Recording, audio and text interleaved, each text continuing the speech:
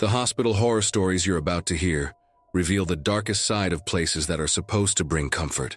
From brutal shock to subtle supernatural moments, each story shows that the unexplainable can hide anywhere. Like in the next story you're about to hear, where a traffic accident turns a routine night for the paramedics into an absolute nightmare. But before we dive in, make sure you're subscribed so you don't miss any terrifying stories. And tell me here in the comments, which city or country are you watching this from? The ambulance radio had barely stopped crackling when we got the location. A dark stretch of highway, no cell service, just thick brush on both sides. A bad accident, head-on collision. We hit the lights and sirens and raced over, but even before we saw the scene, you could feel it. The air was heavy. You know that gut feeling when something is very wrong. We got there in under 15 minutes, but it felt like the wreck had happened days ago. The truck's headlights were still on, pointing straight into the woods, and the victim's car, or what was left of it, was completely destroyed. The front end looked like a twisted metal mouth. The driver's seat was just crushed metal and blood. That's when I saw it. On the pavement, almost at the curb, there was a body, or half of one, a woman, from the waist up, covered in blood, her eyes wide open like she was still trying to process what had happened. The lower half? We only found it later, trapped under the truck's front axle. I swallowed hard and looked at the rest of the team. No one could say a word. The energy in that place was suffocating. Something was off. Her husband, according to the documents, had been in the passenger seat and walked away physically unharmed. But he was screaming like he was being torn apart from the inside. He tried to run to her, slipped in the blood, clawed at the air like he could pull her back. We had to hold him back. The way he cried, desperate, raw, I'll never forget it. Like his whole world had ended right there. And maybe it had. While part of the team worked to secure the scene, a man who had stopped to help started looking sick. Sweating, clutching his chest, pure terror on his face. We thought it was just shock, but he dropped to the ground. Heart attack. One of us rushed to stabilize him and call for backup. Everything was spiraling. Sirens, blood, screaming, crying. Total chaos. And even though we'd been to accidents before, this one felt different. Like something, or someone, was watching us. The truck driver didn't say a word. He sat on the ground, leaning against his rig, eyes blank, mouth slightly open. We tried to talk to him, get some details, but he just shook his head, mumbled things that didn't make sense. She came out of nowhere. She wasn't normal. At first we thought he was in shock, but there was something in his eyes, not just trauma, pure terror. As we loaded what was left of the woman's upper body onto the stretcher, knowing she was already gone, I noticed something. Her eyes. They were still open, fixed on some point in the sky. And I swear, for a second, I could have sworn her pupils moved. Maybe my mind was playing tricks, but a chill ran down my spine. This wasn't just an accident. It was like something had pulled her into death. The lower half of her body wasn't recovered until the firefighters lifted the truck. One of the paramedics threw up. Another went pale, holding his head. And me? I just wanted out of there. The feeling of being watched got stronger, like it was all some kind of sacrifice, a ritual, like her death had been demanded. We transported the body to the hospital even though we knew the outcome. Her husband came with us, silent, clutching her jacket, his eyes completely hollow. The whole ambulance felt heavy, a thick, almost tangible energy. The radio worked, but every time someone tried to call dispatch, all we got was static. No one dared to speak. The silence was absolute. But inside, I knew this would stay with me forever. At the hospital, the ER team was ready when we arrived, but the second they opened the ambulance doors, they knew. Her body was cold, no pulse, no response. But her expression hadn't changed. Wide eyes, mouth slightly open, like she'd seen something we weren't meant to know. The doctor looked at me, then at the body, and whispered, "Did you see that?" I pretended I didn't understand. Easier that way. While they prepared to send her to the morgue, her husband sat in a corner, wrapped in a blanket, staring at nothing. He didn't speak. Didn't cry, just rocked back and forth, muttering something that at first seemed like nonsense. But when I got closer, I heard it. She called me. She called me. I should have gone with her. Over and over. The nurse tried to comfort him, asked if he needed water, if he wanted to call family, but he didn't move, like he'd been pulled somewhere far away. The truck driver was brought in too, but kept in a separate room. They said he'd had a nervous breakdown and was under observation. The doctors tried to run tests, give him sedatives, but he refused everything. He just kept screaming the same thing. She stepped in front of me. She was looking right at me before impact. The problem? No one understood who he was talking about. Based on the positions of the bodies and the accident's trajectory, the woman couldn't have been in front of the truck. She was still in the car when it happened. One of the ER doctors, who also worked as a medical examiner, pulled me aside later. He wanted to know if I'd seen any strange marks on the victim's body. I thought it was a routine question, but he was dead serious. He said the cut that separated her body in half didn't match the impact. It was too clean, almost surgical. That sent a shiver down my spine. None of it made sense. Hours later, when things had settled a little, I was alone in the hospital hallway. It was the middle of the night, dead silent. And that's when I heard footsteps. Not from inside the ER, not from the patient area. It sounded like they were coming from the other side of the metal door leading to the morgue. Slow, dragging. I froze. Thought about calling for help, but I just stood there locked in place. The footsteps stopped. A second later, all the hallway lights flickered, once, twice, 3 times. Then silence again. I went back to the room where the woman's husband was. He was standing now, facing the wall, his back to me. Without turning around, he murmured, "She's here, she's calling me again." When he finally turned, his eyes were wrong, drowned in tears but fixed, like he was seeing something behind me. I spun around on instinct, but the hallway was empty. We never really figured out who that woman was. Her documents seemed legit, but something was off. A wrong name on the insurance, an emergency contact that didn't answer, an address that led to an abandoned lot. A week later, the medical examiner who handled the case took a leave of absence, citing psychological issues. And the truck driver? He vanished. Walked out of his hospital room, left the heart monitor beeping, and was never seen again. As for me, I try to move on, but every time I drive past that stretch of highway, I feel the same weight in my chest, the same feeling of being watched. And sometimes on the quietest nights, I still hear footsteps, slow, coming from behind, like someone's waiting for me to turn around. But I don't. Terrifying. What did you think of that story? What score from 0 to 10 would you give it? Leave your answer in the comments.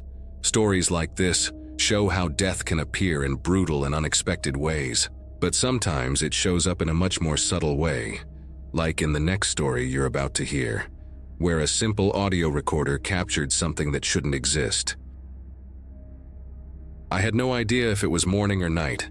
The ICU room had no windows, and the only thing telling me time was passing were the rhythmic beeps of the machines and the muffled sound of hurried footsteps in the hallway. After my 3rd hospital stay in less than a year, I knew that place all too well. The cold ceiling light never turned off. The wall clock had stopped days ago. And me? I was stuck there somewhere between consciousness and delirium. That week, the doctors decided I needed another surgery. My condition had worsened. My lung was failing again, and with my immune system shot, any infection could be the end. But this time, something felt different. I could sense a presence. It wasn't threatening, far from it. It was like someone was there just to make sure I wasn't alone. I couldn't see clearly, but in certain moments, when I blinked slowly, a silhouette appeared beside the bed, blurred, like a shadow trying to hold its shape. Sometimes it looked like a woman. Other times it was just a trembling outline in the air, like heat rising off pavement. On the second night, I decided to use my phone's voice recorder. I'd heard about these things called EVPs, electronic voice phenomena, sounds you can't hear in the moment but show up when you play them back. It sounded crazy, but at that point, Any distraction was welcome. I put my phone on airplane mode, opened the recorder, and left it on the bedside table facing me. I closed my eyes and whispered, "Is someone here with me?" Silence. Just the mechanical breathing of the patient next to me, the monitors beeping, and the faint hum of the fluorescent light in the background. "I'm scared of this surgery," I continued. "If you're some kind of guide or whatever, show me I'm not losing it." That's when I felt it. Not saw, felt, like someone gently brushing my hand. That same feeling when someone you love takes your fingers and gives them a reassuring squeeze. The next day, I listened to the recording, with headphones. The sound was low, staticky, but right after my question, there was an answer. A whispered, raspy voice like it was coming from far away. "Don't be afraid." The chill that ran through me wasn't fear. It was something else, a mix of goosebumps and emotion. It felt familiar, like my mom's voice, but she'd been gone for 2 years. On the third night, the figure became clearer. I no longer thought it was just fever or the meds. She stood near the ventilator watching me. Even without a defined face, I could feel she knew me, and more, that she was there to prepare me. I opened the recorder again. "Is that you, Mom?"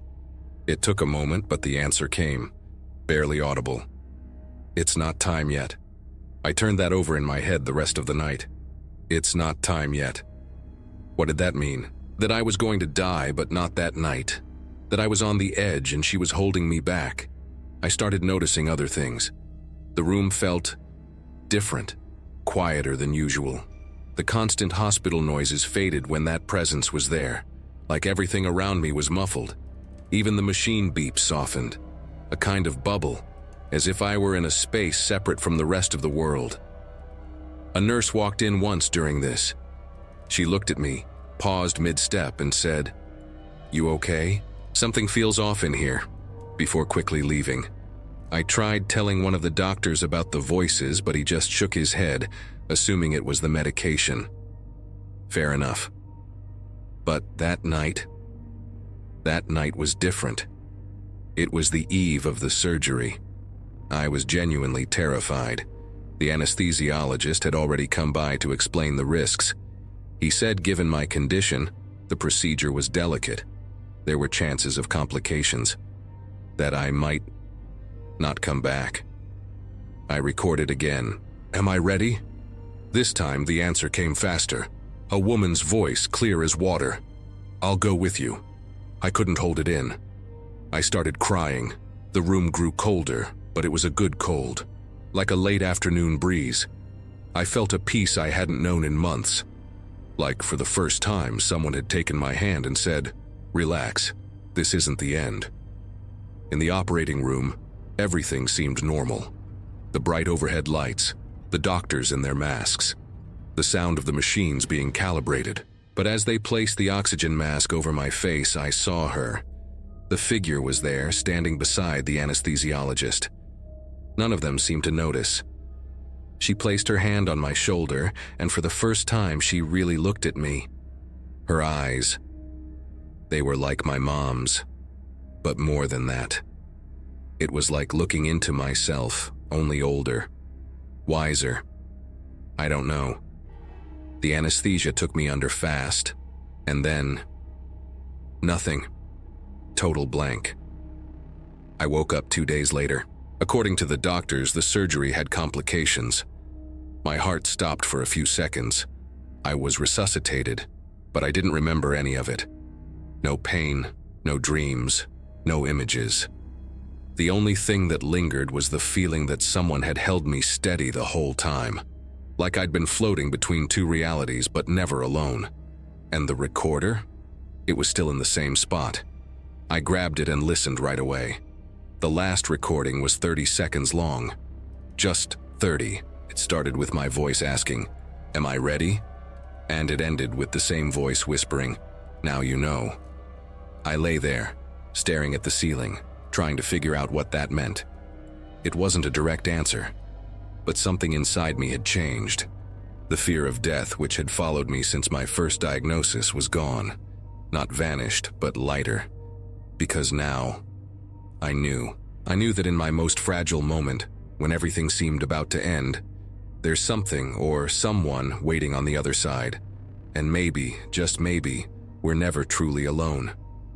I left the hospital a week later, weak, still recovering, but at peace. I saved the audio in a password-protected folder on my phone. I never captured anything like it again. I've tried. I've recorded in other places. But that presence, that comforting energy, stayed in that room, like it had fulfilled its purpose and moved on. Now, when I listen to that clip, my weak voice asking if I was ready, and the soft reply from beyond, I get a good kind of chill. Because despite everything, I experienced something no one can take from me. A supernatural encounter that changed how I see life, and what comes after. How bizarre. If in the hospital a device picked up a voice, in the retirement home, the communication happens in an even more disturbing way. The next story shows how a connection can continue even after death. It was supposed to be just another quiet shift. Weekend, skeleton crew, patients asleep. That dementia ward always made me uneasy, but you get used to it, or at least you try. I'd been working there for almost 2 years, so I knew every patient by heart, every blank stare, every repetitive quirk, every silence that spoke louder than any scream. But nothing could have prepared me for what happened with Grace, and with Thomas. Grace was a tiny woman, frail-looking, but there was something strange in her eyes, an energy. Advanced Alzheimer's. Sometimes she couldn't remember her own name, but when Thomas arrived, it was like a light switched on inside her.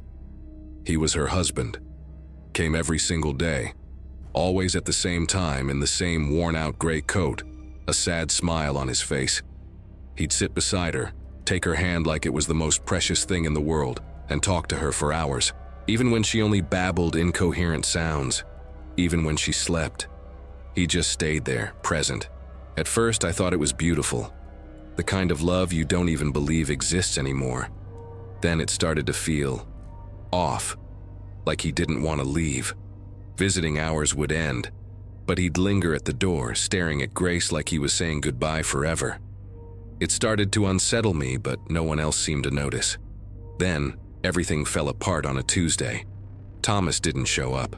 No call, no word. At first, I figured he was running late, stuck in traffic, something like that.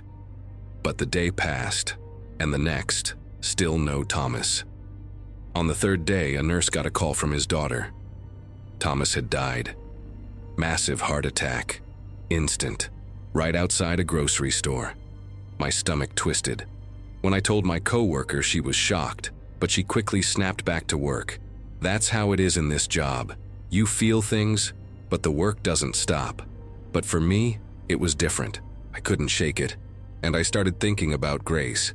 How would she react? Would she even notice? That night, I went to her room. She was sitting in her chair, staring at the wall. She hadn't spoken in days, just muttered random words that didn't make sense. But right then, she was completely silent. So still, she looked like a doll left behind. I stood there for a few minutes, just watching. Then she started rocking, slowly, like someone had flipped a switch inside her. Her eyes stayed fixed on the wall. She rocked back and forth, murmuring something. I moved closer and felt a chill run up my spine. "Thomas," she whispered. Everything inside me froze. "Thomas, leave me alone." Her voice was weak, strained. Then she started screaming, out of nowhere. A dry, raspy scream like she was trapped inside her own body, trying to break free. I rushed to her, tried to hold her, but she thrashed. Her eyes rolled back and she shook like she was in shock. Half the ward woke up from her screams. A nurse ran in to help. We gave her a mild sedative and monitored her all night. But that moment, it haunted me. The next morning she was different, too calm, sitting on the edge of her bed, staring at nothing with a faint smile. The head nurse thought the episode was just a one-time thing, maybe a buried memory, an old trauma. But I knew it wasn't that simple. Something was wrong. And then it got worse. Grace started talking again, full sentences, something she hadn't done in months. But she wasn't talking to us. She was talking to someone, alone, at night. Always after the lights went out and the ward fell silent. The first time I saw it, I was on the night shift. I passed her room to check if she was asleep and heard whispering. I thought it was the TV. When I walked in, the TV was off. She was laughing softly, moving her hands in the air like she was holding someone's invisible hand. I stood frozen for a second. "I'm okay, Thomas. They take good care of me here." She talked like he was right there, in front of her, like his death hadn't changed a thing. I left the room shaking, tried to convince myself it was just the dementia, a common hallucination, but it didn't feel like a hallucination. It felt like a conversation, an exchange, and every night it got more intense. The next week, she started pointing to the corner of her room. Always the same corner, near the window. She said he was there, that he didn't want to leave, that he whispered things she couldn't understand. One time she cried, said he was angry, that he wouldn't forgive her, that he needed her to go with him. And that night, she tried to leave her room, barefoot, in her nightgown, in the middle of the night, saying she was going to meet Thomas outside. We had to lock the door after that. The staff started getting scared. Some pretended not to notice, others made up medical excuses, but no one could explain how she started talking like that. How she knew Thomas was dead when no one had told her, not even his family. His daughter made it clear she didn't want Grace to know. I started writing everything down. Every word she said, every strange behavior. I wanted to understand, I wanted some logic. But the more I watched, the more it seemed beyond any rational explanation. It felt like a spiritual presence. It wasn't just dementia. It was like something was really there, with her, in that room. And the worst part? The energy changed. Before, Grace's room was quiet despite the silence. Now the air was heavy, always cold, even with the heater on. One time, I walked in and felt a sudden dizziness, like something had passed through me. I had to steady myself against the wall to keep from falling. The next day, a nursing assistant ran out of there crying, saying she felt something strange watching her. And even with all that, Grace kept talking to that someone. Sometimes she smiled, sometimes she cried, and every now and then, she'd repeat that phrase, "Thomas, leave me alone." By that point, no one wanted to go into Grace's room alone. Always in pairs. But the atmosphere in there just kept getting worse. It wasn't just fear. It was a feeling of presence, like someone was standing in the corner watching every move. No one said it out loud, but everyone felt it. There was a new nurse who requested a transfer after a week, said he couldn't sleep after seeing Grace talking to herself in the dark, smiling at the wall. I didn't judge. One day, I came in for my shift and found her door wide open. The security lock had been forced. She was standing in the middle of the room, her eyes locked on me. She didn't say anything, just stood there motionless, like she'd known I was coming. I stepped in slowly, my heart racing, and then, out of nowhere, she said, "He won't leave until I go with him." I tried to hide my shock. I moved closer and asked who he was. She just pointed to the corner, the same corner as always, and added, "He stands there, waiting." For the first time, I wanted to run, but something held me there. Maybe fear. Maybe the need to see how far this would go. That night, I did something I shouldn't have. I brought my phone and left it recording, hidden in my apron pocket. I positioned the camera to catch her bed and part of the wall, and I left it recording while I worked my shift. When it was over, I went straight to the bathroom to watch it. In the video, you could see Grace sleeping. About 30 minutes in, she woke up, sat up in bed, and started talking softly. You could clearly hear, "No, Thomas, not now, I'm tired." She fell silent, like she was listening to a response. Then she turned her head very slowly toward the window and started crying, but not sad tears. It was fear, pure fear, a silent desperation that made my skin crawl just watching. At one point she screamed, "You promised you'd wait for me." And then, silence. But the worst was yet to come. At the end of the recording, For a split second, the camera shook. No one had touched it, and a shadow passed through the corner of the frame. Fast, like a dark, low silhouette crossing the room. But there was no one there. The door was still locked. The hallway was empty. I checked a dozen times. That messed with me in a way I can't explain. I showed it to the head nurse. She said it was a reflection, a blurry image. But I saw the fear in her eyes. You know when someone's pretending everything's fine. Over the next few weeks, Grace got worse. She spent more time silent, only communicated with him. She started refusing food, curled up in bed, shaking like she was always cold. Sometimes she'd scream in the middle of the night, but she never asked for help, just for forgiveness. Over and over, she said she couldn't stop something. No one knew what she meant. One afternoon, I walked into her room and she was lying there with her eyes open, unresponsive, like she was catatonic. Beside the bed, the thermometer fell off its stand on its own. No one was near it. That made me take 2 steps back. The air in there was so heavy I could barely breathe. I called for help, and as the team rushed in, I swear I heard breathing behind me, deep, slow, like someone was standing there, right beside me, watching everything. After that day, I asked to be transferred out of the ward.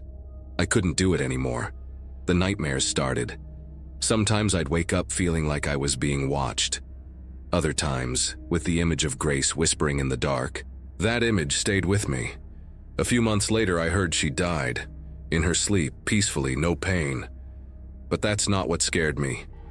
What kept me up at night was what came after. The morning after Grace died, the nurse on duty went into her room to collect her belongings. The bed was empty, everything normal.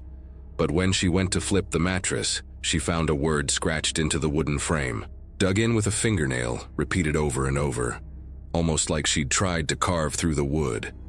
Thomas. That ward was renovated. Her room became a storage closet. But to this day, people say they hear whispers at night. And sometimes when everything is silent, you can hear someone whispering her name. Grace. I tried to forget all of it, tried to move on, but to this day, when I close my eyes, I still see that shadow passing through the corner of the screen. And deep down, I'm left with this question that's haunted me ever since. Was it really Thomas? Or was it something else? Something using his name to keep Grace there? Trapped?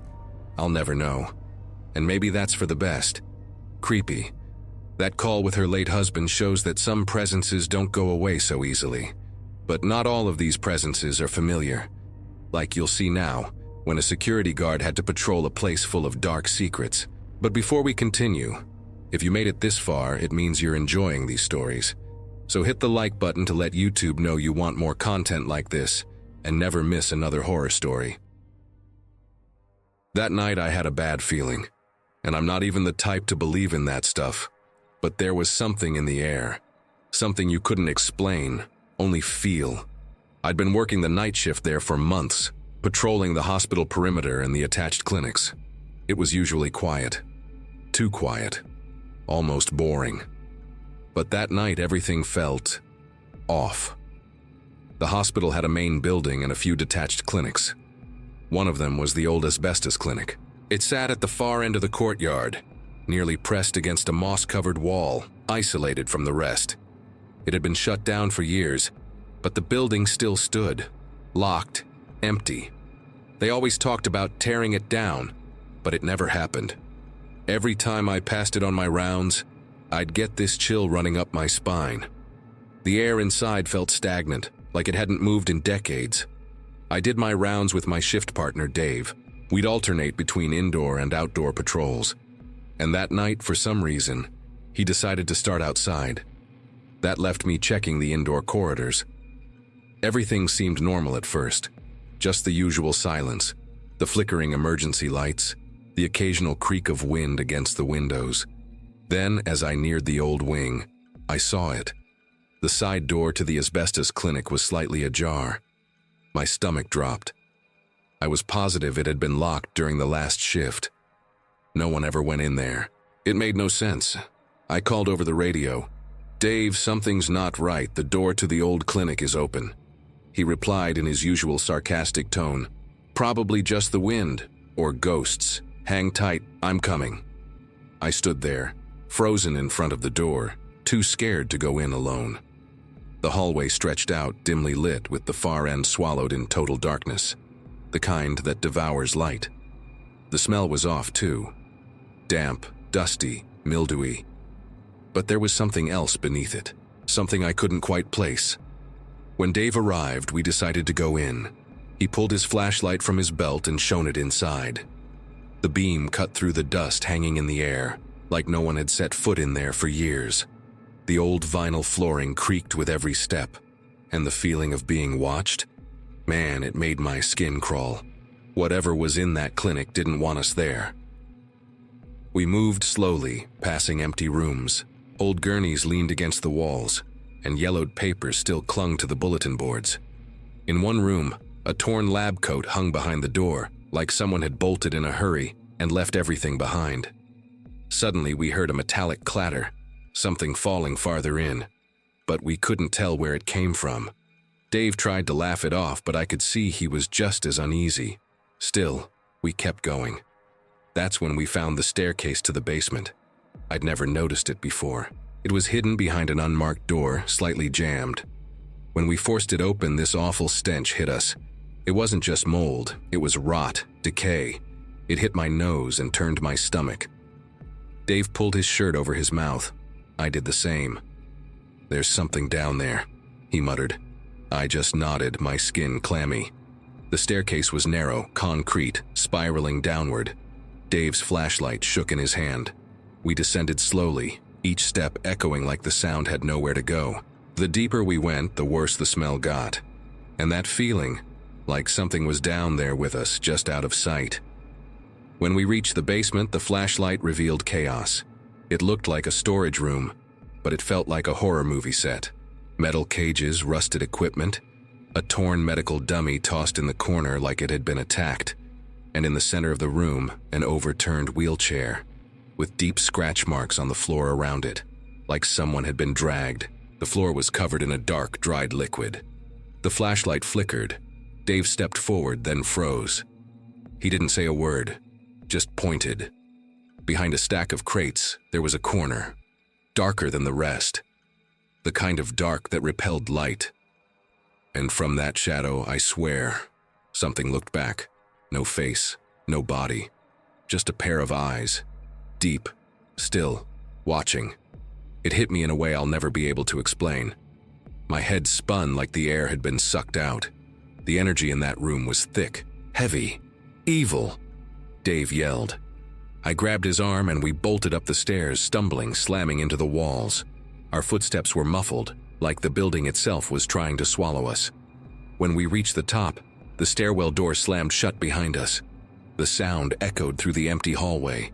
The clinic seemed to return to absolute silence, like nothing had happened. But that smell, it lingered. We got out of there without looking back. We locked the door again, but we both knew it didn't matter. Whatever was down there didn't need an open door to get out. When we reported it, no one believed us. We told them everything, of course, but they laughed, made jokes, said it was exhaustion or spoiled food in the basement. No one volunteered to go check, not even the supervisor. In the weeks that followed, I started avoiding that side of the hospital. Even during the day, just passing by made me sick to my stomach. Dave requested a transfer, then quit altogether. Said he couldn't sleep anymore, neither could I. Whatever happened that night, it didn't stay down there. I still feel it. In my dreams, in the shadows of the hallway, even in the reflection of my bathroom mirror at home. Those eyes, that presence, that negative energy clings to me in a way I can't explain. I never found the courage to go back, and to this day no one's touched that clinic. It's still there, locked, silent, waiting. What a nightmare. I want to know what you thought about this one. Tell me in the comments. That night, the hospice was almost completely silent. The only thing I could hear was the machines breathing in rhythm with my dad. I was sitting in the corner of the room with a cup of cold coffee in my hands, staring at that fragile body that barely resembled the man who taught me how to ride a bike. The air smelled like disinfectant, mixed with something metallic, like the room itself was tired of watching people leave. And I didn't even know anymore if I was there to take care of him or to hold on to something that was already slipping away. The nurse had just left after adjusting the tubes. His breathing was heavy, uneven, like every breath was a battle. I kept trying to read a book, but the letters wouldn't stay still. My mind kept drifting back to the same memory, when he told me about his near-death experience as a kid. He said he had drowned in a river for a few minutes and saw everything from above. He told that story with a certainty that always gave me chills. He described details no one ever told him. My grandma's panic, the neighbor who ran for help, the rope thrown into the water. It all matched what my grandma confirmed. At the time, I thought he was just trying to impress me. But now, looking at him hooked up to a ventilator, I remembered every single word. At exactly 3:15, the air in the room shifted. I can't explain it.